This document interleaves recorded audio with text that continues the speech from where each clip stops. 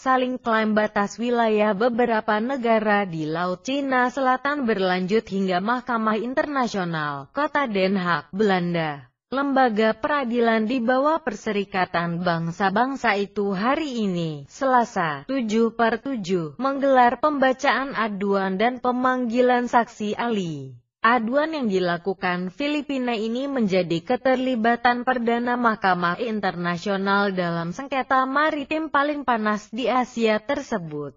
Perwakilan Beijing menolak hadir dalam sidang, seperti dilaporkan Channel News Asia. Mahkamah Internasional berusaha menentukan negara paling berhak atas 200 mil zona ekonomi eksklusif (ZEE) di sekitar Kepulauan Spratly. Cina dan Filipina sama-sama mengklaim punya hak ZEE di perairan tersebut.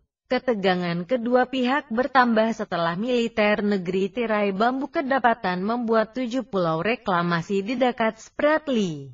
Filipina sekaligus menuding Cina melanggar teritori mereka dengan menyusupkan kapal angkatan lautnya dan 2 kapal sipil sejauh 5 mil. Insiden itu mengandaskan sebuah kapal reot Manila di atol Second Thomas pada 1999 yang kemudian lagi-lagi diklaim wilayah Cina. Di perairan kaya migas dan hayati laut itu, potensi ekonominya diperkirakan senilai. Negara di sekitar Laut Cina Selatan turut menikmati keuntungan yang mengalir setiap tahunnya melalui lalu lalang kapal dagang yang melintas. Filipina sudah mengajukan keberatan atas klaim ZEE dari Cina sejak 2013 lalu. Kini tim kuasa hukum Filipina mengaku punya bukti yang menunjukkan 9 garis pantai Cina tidak valid menurut hukum laut yang berlaku.